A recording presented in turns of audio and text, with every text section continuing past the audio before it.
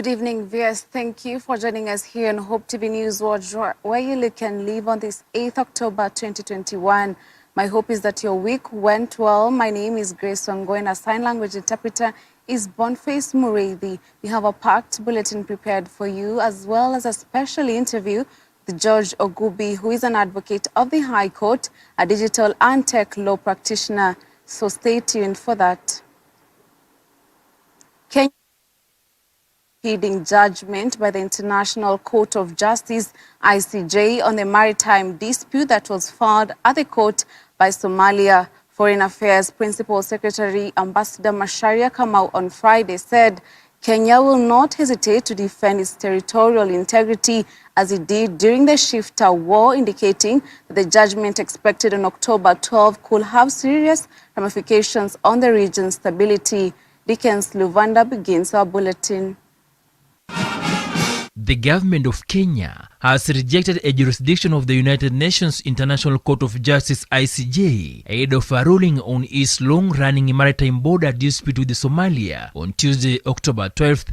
The filing of a case against Kenya at the court and the court's assumption of jurisdiction where it had none are demonstrative of new tactics of using pseudo-judicial processes to undermine territorial integrity. According to Foreign Affairs Principal Secretary Ambassador Macharia Kamau, the judge's decision will be a product of a flawed process, hence withdrawing its participation from the current case and also withdrawing from recognition of the court's compulsory jurisdiction. For these reasons, and in addition to withdrawing its participation from the current case, Kenya, on the 24th September 2021, also joined many other members of the United Nations in withdrawing its recognition of the court's compulsory jurisdiction. As a sovereign nation, Kenya shall no longer be subject to an international court or tribunal without its expressed consent. Kenya and Somalia have been feuding for years over a stretch of the Indian Ocean claimed by both nations that is believed to hold deposits of oil and gas. In March, Kenya announced that it will boycott ICJ hearings in the case after the Hague-based tribunal refused to allow further delays. The government of Kenya recognizes and has consistently indicated as much that the judgment of the court, whichever way it decides, will have profound security, political, social, and economic ramifications in our region and beyond. This will undoubtedly be unfortunate in a region that is already under the torment of terrorism, instability, and conflict. Somalia, which lies northeast of Kenya, wants to extend its maritime frontier with Kenya along with the line of the land border in a southeasterly direction, but Kenya wants the border to head out to sea in a straight line east, giving it more territory. The disputed triangle of water stretches over an area of more than 100,000 square kilometers, which is equal to 40,000 square miles. Nairobi maintains it has had sovereignty over the contested zone since 1979, with Somalia taking the matter to court after saying diplomatic attempts to resolve the disagreement had led nowhere. It is important for every Kenyan to understand that threats to territorial integrity are now no longer necessarily overt or direct. Dickens Luvanda, Hope TV News Watch. Thank you, Dickens, for that report. Now, according to Kenyan National Drought Management Authority records, at least 2 million Kenyans have been hit hard by the current drought, with predictions that the dry spell will worsen. This led to the President Uhuru Kenyatta declaring the drought a national disaster on September 2021 after 10 out of 47 counties were affected. As Kennedy Kimani reports, farmers have been challenged to embrace irrigation so as to mitigate famine in the affected regions. With the current drought situation in the country, leaders are now calling for the utilization of irrigation to enhance food production. The Coast Regional Development Implementation and Coordination Committee toward the Gaba, Kanduru and Kibora irrigation projects, which are being implemented by the Coast Development Authority in Chakama, and concluded that irrigation was the way to go for the region to be free from the shackles of hunger.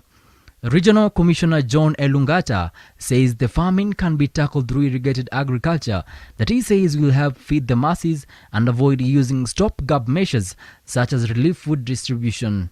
Cha muhimu ni kwamba ukinyunyizia maji mashambani unapata mimea mingi zaidi kuliko sema kulima shamba ukitegemea msimu wa mvua.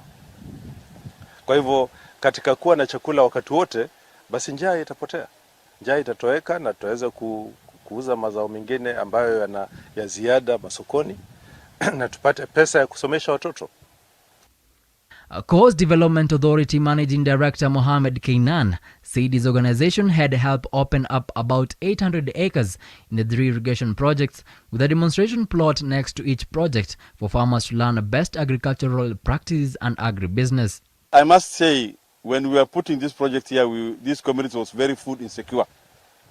And because of their success, we have realized these are community who are able to farm in their land, and they are able to have sufficient food in their homes. Therefore, they are becoming food secure. Mradi huu ulisaidia wenyeji pakubwa kwa sababu hapa tulipo na pale mto upo kuna umbali wa mitazi mingi sana. Hivyo basi sisi wenyeji ilikuwa hatuna uwezo wa kusukuma maji kutoka mtoni mpaka mahali hapa tupo. Kennedy Kimani, Hope TV Newswatch. Thank you, Kennedy, for that report. Now, the Kenyan National Qualifications Authority says Kenyan universities are churning out a lot of irrelevant human resources, leading to many unemployed graduates. Speaking during a National Industrial Training Institute Board of Directors meeting in Mombasa, where the authority's Director General Juma Mkwanwa said Kenyans have qualification papers, but they do not make sense because many are taking courses that the economy does not need.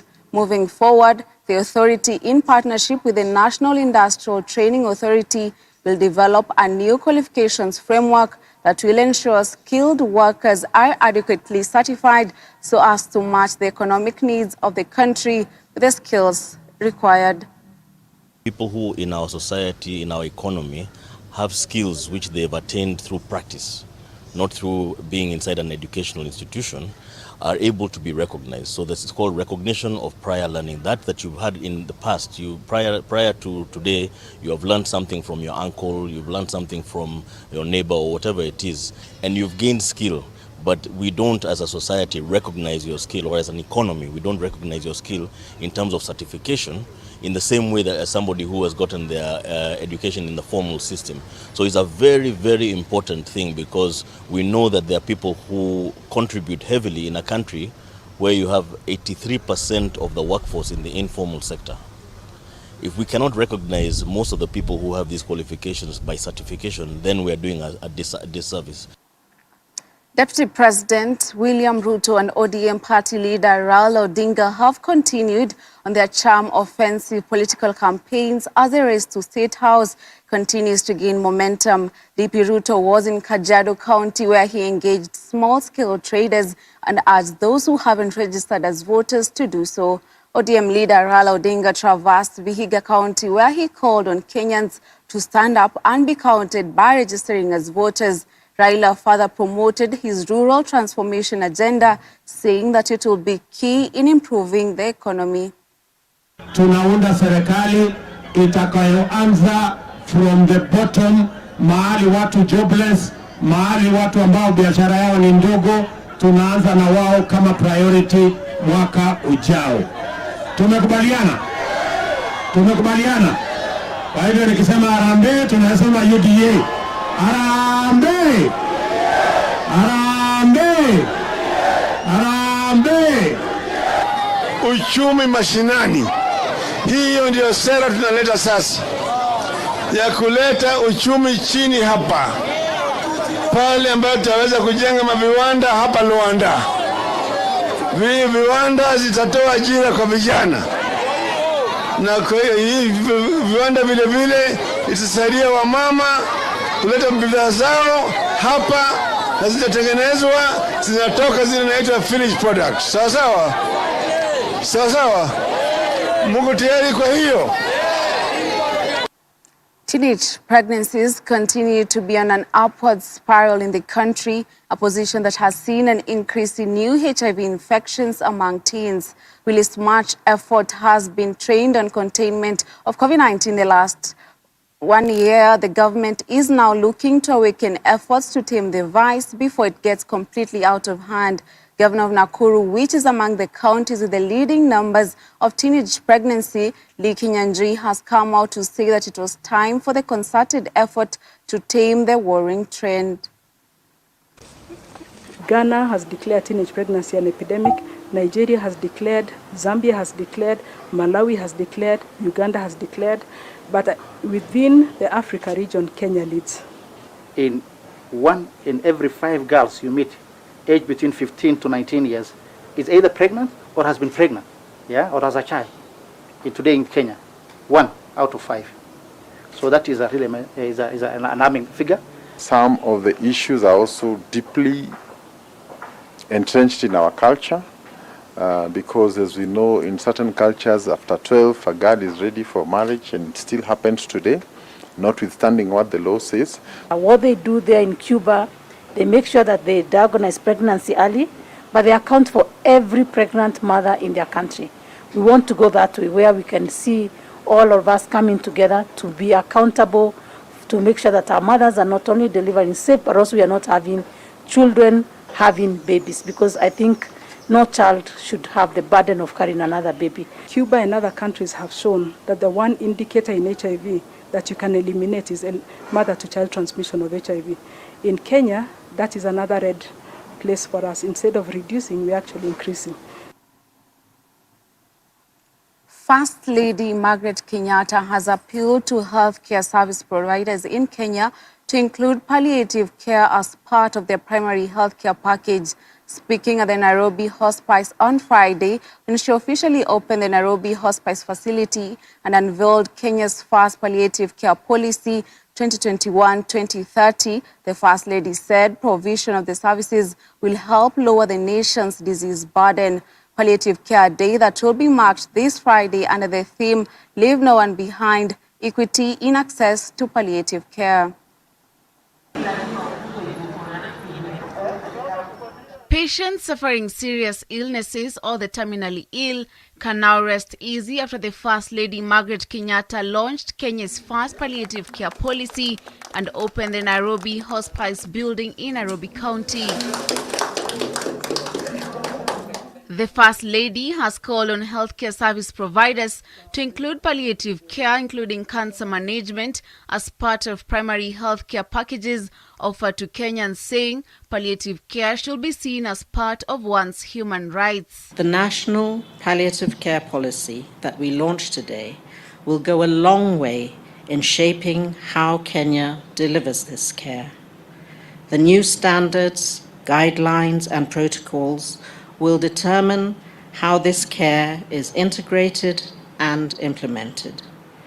Adequate application of resources and research will build a wealth of evidence of palliative models which may be applied in our country and through specialized training enhance the quality of service. At the same time, the First Lady opined that palliative care will not only provide relief to patients suffering various ailments, but will go a long way in restoring dignity to the patients who are often feeling condemned by their condition. Palliative care is recognized as a human right because of the rising burden of non-communicable diseases that have caused life-limiting illnesses to millions of people globally. It requires creation of systems and adaptation of how we deliver health care. Its primary aim is to give patients dignity, relieve pain and suffering, and provide love and comfort as they go through difficult seasons in their lives. Busia Governor Sospita Ojamong on his part commended county governments for enhanced efforts in bettering health services in counties, saying the policy will help to guide counties which are currently burdened with cancer on how to accelerate provision of palliative care across the country. Today, most county governments are investing over 30% of their total budgets to health, despite having about 14 developed functions. That is the importance we accord to health. As a leader, I believe that this policy will provide direction on how to accelerate and streamline the provision of palliative care to patients with cancer and other non-communicable diseases, and also provide the basis for financing of palliative care. Chief Administrative Secretary for Health, Dr. Grace Wangui, expressed her delight on the launch of the Nairobi Hospice, saying the new policy will help steer the government's ambitious plan to increase the number of palliative care centers in the country. Your Excellency, this policy is so crucial because the policy works on 4 key areas when it comes to palliative care. The first one is access to the service. And this has been mentioned and highlighted by everyone who has come before me. We need to move those numbers from 79 and ensure that those centers are available. The second issue that is highlighted in the policy is the issue of health financing. We need to talk about how do we finance palliative services? What is the role that NHIF will play? And Your Excellency, I must say, through the engagement of different partners on this podium, we've been able to review the benefit package, the UHC benefit package, to ensure that components of palliative care are included, and with increasing fiscal space to ensure that we can include more and more services in that benefit package. Let's now take a short commercial break. We'll be back with the interview I promised.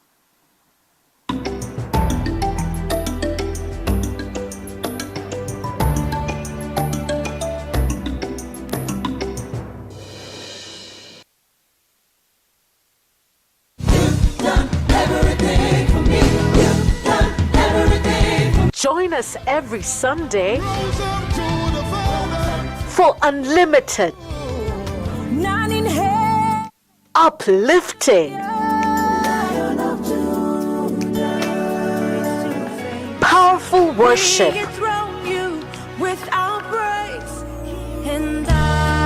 only on Extended Worship.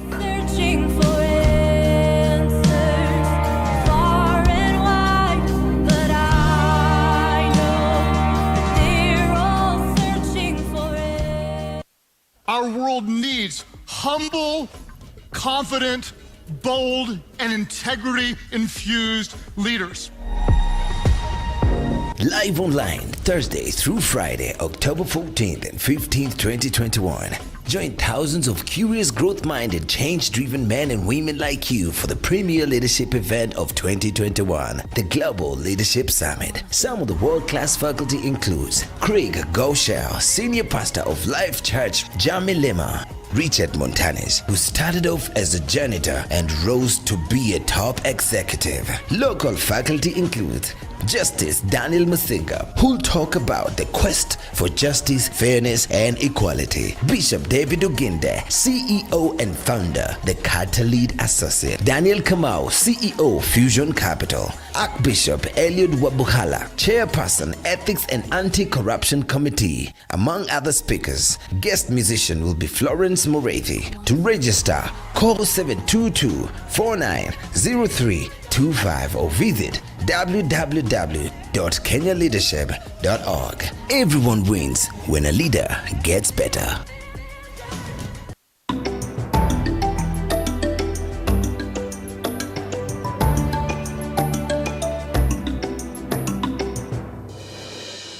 Thank you for staying with us. As promised, we have our guest, George Ogubi, who is a lawyer who's an advocate of the High Court, will be speaking to us regarding matters of data protection and voter registration.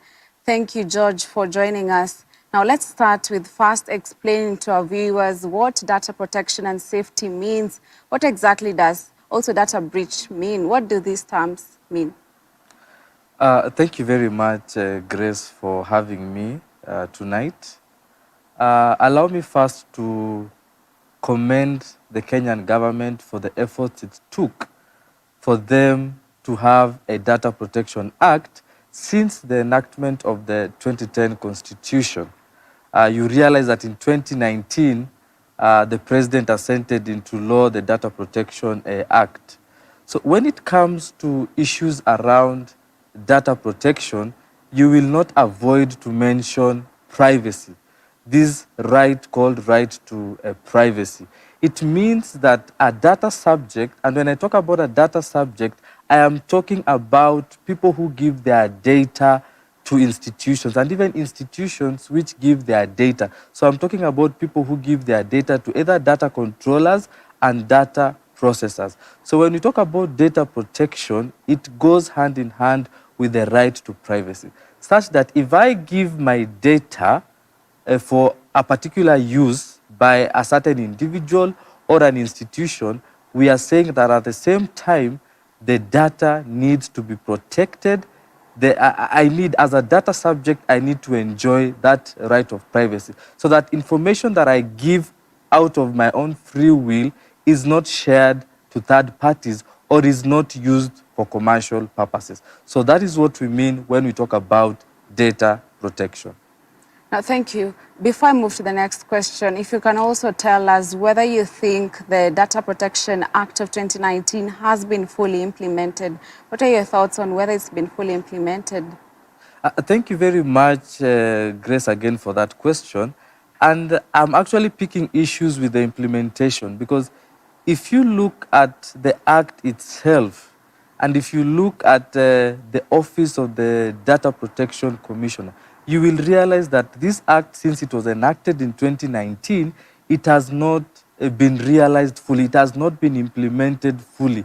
We are currently still waiting for regulations, and that is why my worry is that we are going into an election without full implementation of the Data Protection Act, notwithstanding the fact that we have an Office of the Data Protection Commissioner, which if you walk around and ask many Kenyans, of course, before the act was passed, they will tell you that public participation was done.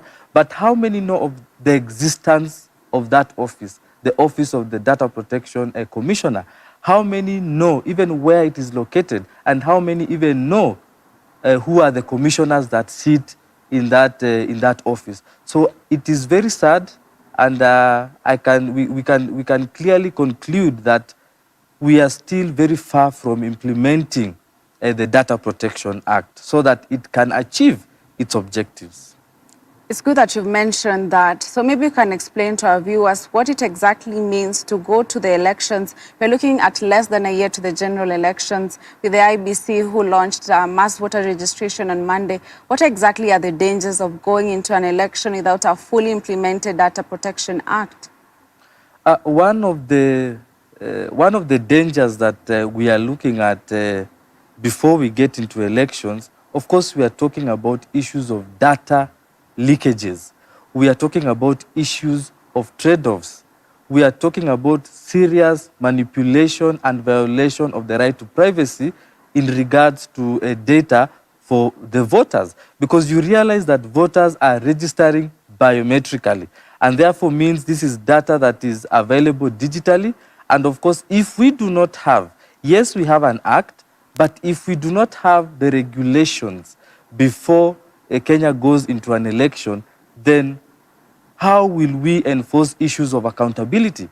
How will this country be able to enforce issues where personal data is leaked? You will realize that, of course, in 2013 and in 2017, when Kenya was going for the general elections, we had serious violation of personal data. Personal data belonging to Kenyans was shared to foreign companies. And of course, we saw a lot of mentioning of Cambridge Analytica, where data belonging to Kenyans was shared to them. And it is that data that was used to manipulate, of course, the elections during that time in 2013 and 2017. So we face a serious danger should we not enact the regulations before Kenya goes into the election come next year in August. Thank you for that. Now, the Data Protection Act of 2019 was allowed to conduct investigation on its own initiative or on the basis of a complaint. However, it emerges that the commission is under the Ministry of ICT. Do you think this in any way undermines the way it conducts its duties? Absolutely. When we talk of the Office of the Data Protection Commission, the Act itself says that it is supposed to be an independent commission. Why it fell under the Ministry of ICT still is a question. And I'm very happy that currently there's a matter in court, which I hope that at the conclusion of that matter, we are going to see that this commission will be able to become independent so that it can be able to conduct its activities without fear, of course, and of course without interference from any quarters, including government quarters. Because you realize this year, Kenyans woke up to the realization that they have been registered in one political party or the other. That was a serious violation of privacy. Data was shared. That means our data is not safe. Because if you can wake up and realize that your name has been mentioned in one political party or the other, then when complaints are made to the commission, you realize that up to now, no action has been taken. Yet there was a serious, gross violation of personal data belonging to Kenyans. So we face a very serious danger should this commission not become independent as the law envisages it to be independent. We also face a danger in that, of course, if it is not independent, then we will see serious interference by other arms of government. Yet if we talk about data controllers and data processors, you will realize that government is the biggest controller of data, and government again is the biggest data processors. So if this commission is not given its full mandate as required by the law, then we face a serious harm in regards to the objectives and the workings and the functions of the Office of the Data Protection Commissioner. It's important that you mentioned that. Do you think Kenyans have a reason to worry of such a repeat of what you just mentioned regarding Kenyans waking up and finding themselves registered in different political parties? Do Kenyans have a reason to worry? Indeed, Kenyans have got a reason to worry, Grace, because a perfect example that I would give, a clear-cut example in where Kenyans expressed their worry, was during the registration of Huduma numbers. You could see Kenyans asking, why are we registering? What is this Huduma number meant to serve? Because when you are collecting as a data controller, when you read the act, as a data controller and a data processor, one of the requirements and which you must meet is that you must tell a data subject why you are collecting that information, how that information is going to be used, and for what purpose are they collecting that data from you. And so there was a big worry in terms of during the registration process of the Huduma number. And there was a case actually by the Nubian community, and which they emerged successful, because then they were asking, if the government does not have clear regulations, if the government does not have a clear laws to come and govern data collection, data processing, and data storage, then there is no need for us to continue registering for the Huduma number. So indeed, before we go to the elections, Kenyans should be worried that what is their data going to be used for? Is their data, personal data, going to be used to manipulate elections? Is their data going to be used for commercial purposes? That is something that should worry Kenyans if these regulations that are supposed to enforce the Data Protection Act are not put in force. Thank you for that. Now, George, if we could also paint a picture for our viewers on what it will look like if the Data Protection Act was fully implemented before we went for elections in 2022. Thank you very much, Grace, for that question again. Should the Data Protection Act be fully implemented before Kenyans go to the election, one of the things that it will do is that Kenyans will have full confidence in the elections and the data that they gave out to the Independent Electoral and Boundaries Commission. Because if they are assured that their personal data is going to be held private, is going to be protected, then indeed Kenyans, even during this period, if that assurance can be given to Kenyans that their personal data is going to be protected fully before Kenya goes into the next election, then you will see many Kenyans coming out to register as new voters. You will see Kenyans having confidence in the electoral process, because the other day you had the chair for IEBC talk about cleaning the data. When you talk about cleaning, perhaps he was referring to verifying the data that they have collected, of course, without issues of making these data available. Because when you talk about data privacy and data protection, you also bring about other concepts. Because Kenyans wouldn't want to go into an election knowing that either they were manipulated to vote in a certain way, or perhaps their data was used to spread propaganda so that, of course, they vote in a particular direction or for a particular person or in a particular manner, as was witnessed, of course, in the 2013 and the 2017 elections.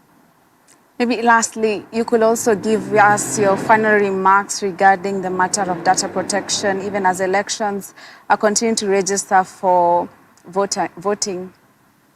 Thank you very much, Grace.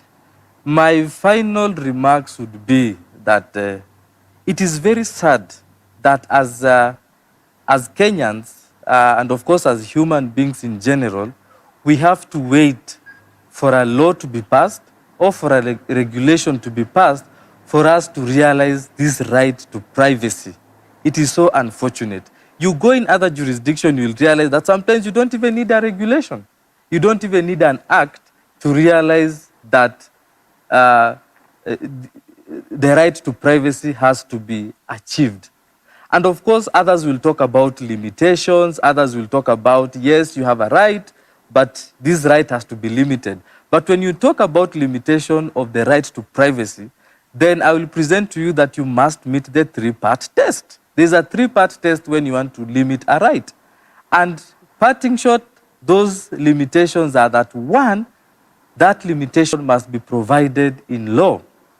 Number two, that limitation must be for a legitimate purpose. And number three, is that limitation necessary? So I would urge Kenyans to come out and perhaps demand from the Independent Electoral and Boundaries Commission, and of course the government in general, to give them an assurance that indeed, even as they register as voters, their data is protected and they will enjoy in full their right to privacy. Thank you for that. I'm sure viewers have got something to think about regarding data safety and data protection. Many thanks to you, George, for joining us for this interview. Now, moving forward, the Vice Chancellor of Masinde Muliro University of Science and Technology, Professor Solomon Shibairo, has condemned the brutal murder of a fourth-year student, an incident which occurred on the 6th of October 2021 at around 7:30 p.m. within Kakamega Forest area. Speaking during the 2021-2022 first year's final orientation day, the Chancellor assured the students of the school's intentions to enhance security for them. Just recently, 2 students were left to battle for their lives at the Kakamega General Hospital after attack by unknown motorbike riders and recent murder of Makrane Wainaina of Masinde Muliro University of Science and Technology. What I'm saying is that community police accept these children. They are yours. You are not supposed to be killing them. One may say that we blame the police and others.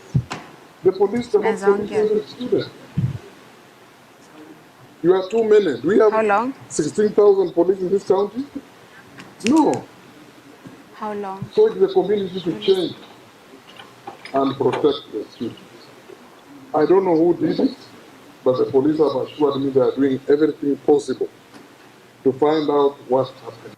We have done a few things to improve on security. One of them, if you go to this place where we had an incident, they are already building high masts. The county government has donated 3 high masts that they are going to build in 3 different directions. If this will aid so much in security. Then secondly, we have made an MOU with our church, which has provided us with land and a few buildings. We have repainted and refurbished them. We are going to have the police staying there. If the government gives us permission, the patrol police will stay there, and their duty will be solely to protect students.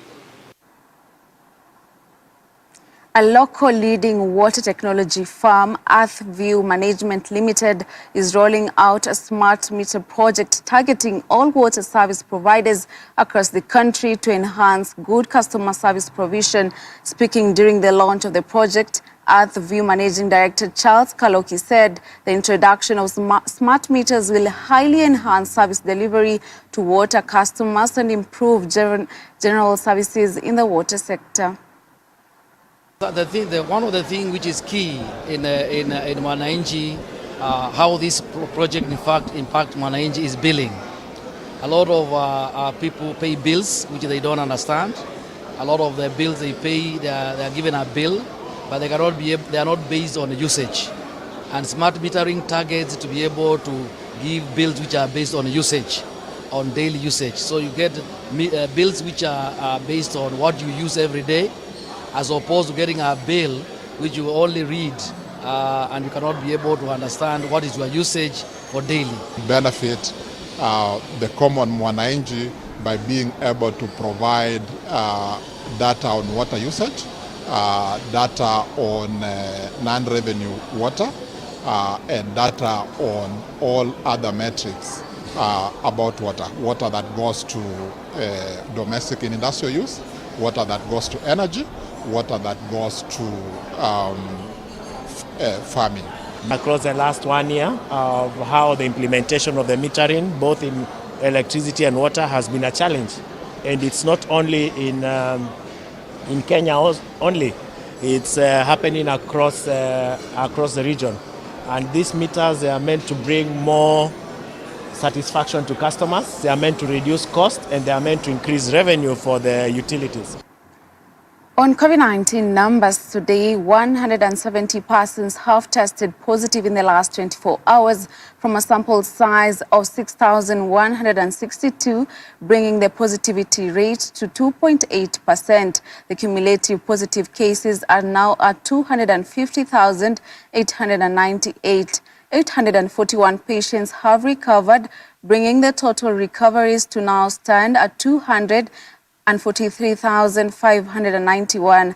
Sadly, one person has succumbed to the disease, pushing the cumulative fatalities to 5,179. On admissions, 841 patients are currently admitted in various health facilities countrywide, while 1,833 are under the home-based isolation and care program. 51 patients are in the ICU, 34 of whom are on ventilatory support and 16 on supplemental oxygen.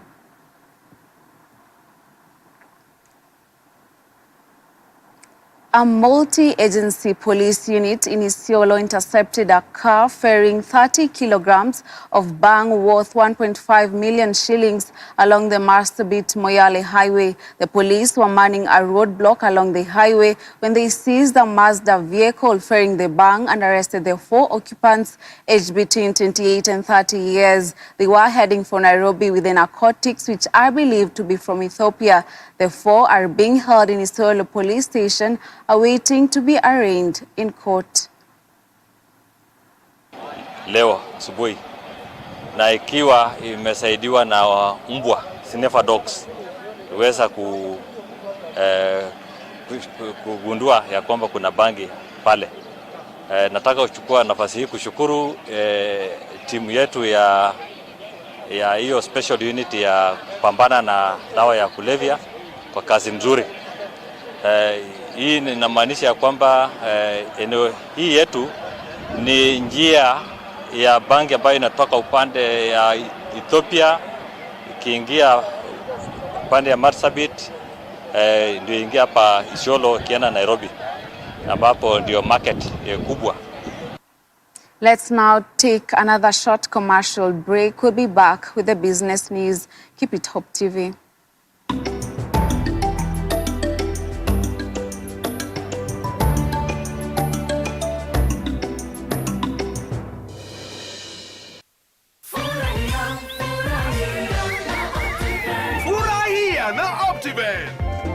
Dad, gari mpya! Umetoa wapi gari mpya? Optiven wametusort. Optiven? Nunua any of our value-added properties ama redeem installment ya property yako. Kwa kila malipo ya 10,000 unapata 1 entry point kwenye draw ya Furahia na Optiven promotion. Airtime kushindaniwa kila siku, holiday kila wiki, shinda ploti na gari kila mwezi, na grand prize ya Mercedes-Benz C180. Ni rahisi, buy ama redeem na ushinde na Furahia na Optiven.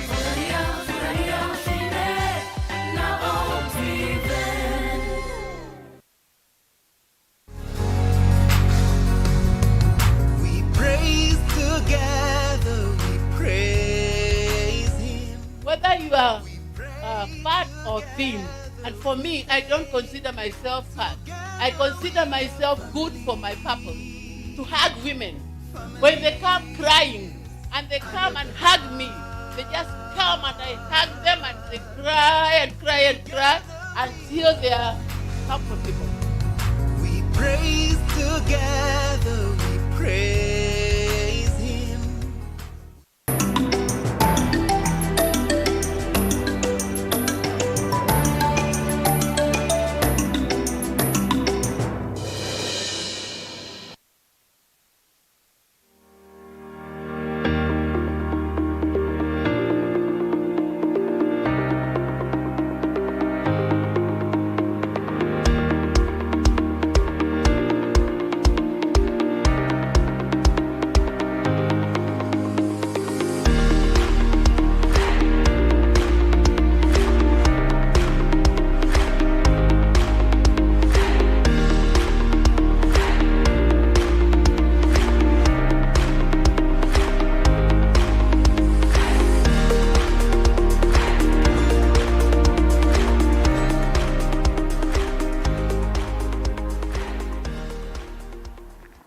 Thank you for staying with us. Now, Africa NENDA has announced its launch as a new Africa-led organization aimed to accelerate instant and inclusive payment systems through partnerships with African governments, regional economic communities, and private sector associations. It has started the process of accelerating regional and national IIPS priorities in Africa, the signing of MOUs, the Rwanda Information Society Authority, the COMESA Business Council, and other stakeholders to address key bottlenecks around critical pre-project support and institutional capacity building.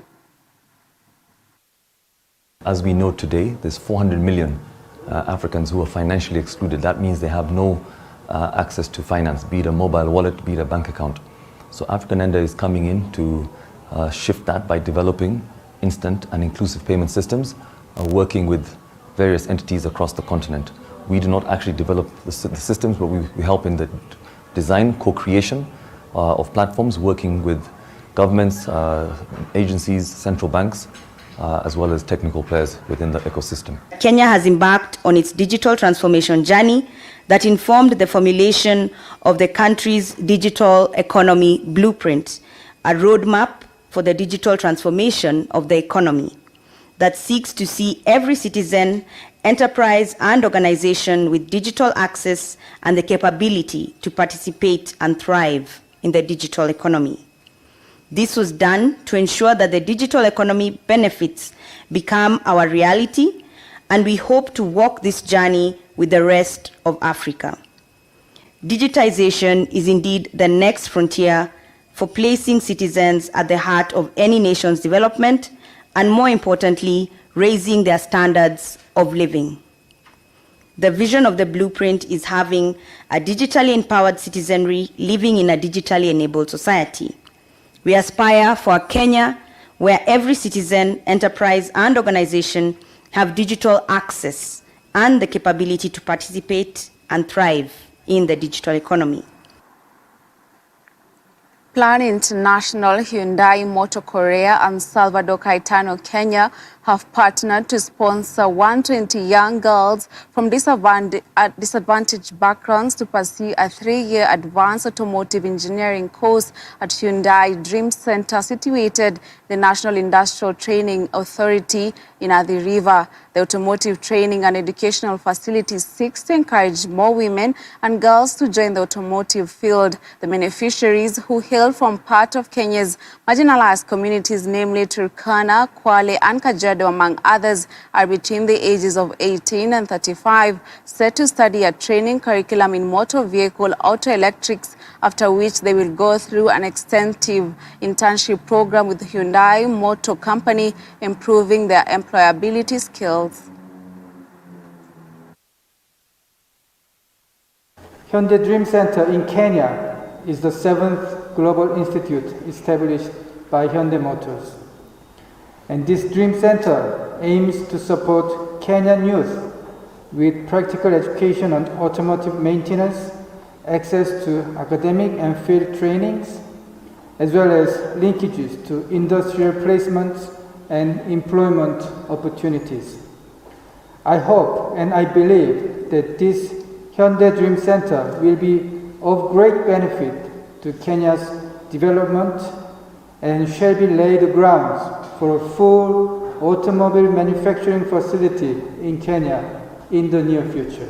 Our Big Four economic blueprints has identified automobile industry as one of the Kenya manufacturer sectors that will be key in the achievement of the country's industrialization and economic transformation. I'm happy that we are partnering today with South Korea, a country that we were on the same level at our independence. And I believe this initiative is a catch-up initiative that will see us also transform this part of the world, our country, Kenya, to the level of the eastern tigers of Korea, Singapore, and Malaysia. It's worth noting that as much as efforts and initiatives towards addressing unemployment, especially among the young people in Kenya, are in place, young women and girls are still the most affected and are far less prepared for the labor market than their male counterparts. It is estimated that 21% of the female youth are unemployed. This is compared to 17% of their male counterparts.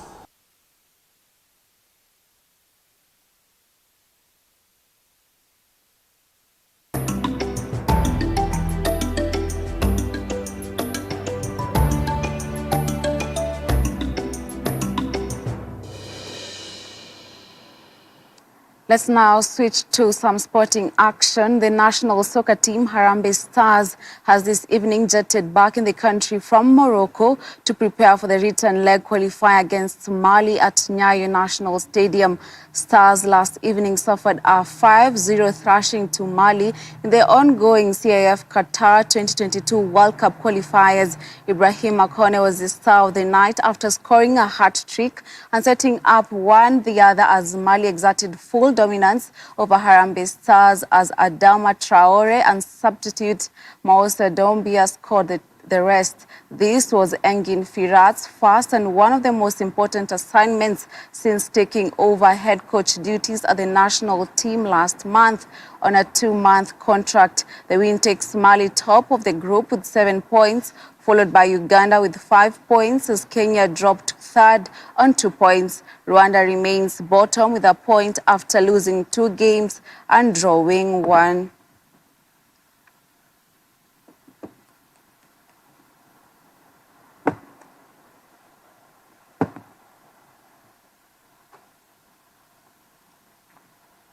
Premier class driver Eric Mbengi believes he can produce a great performance on his KCB Nanyuki rally outing this weekend.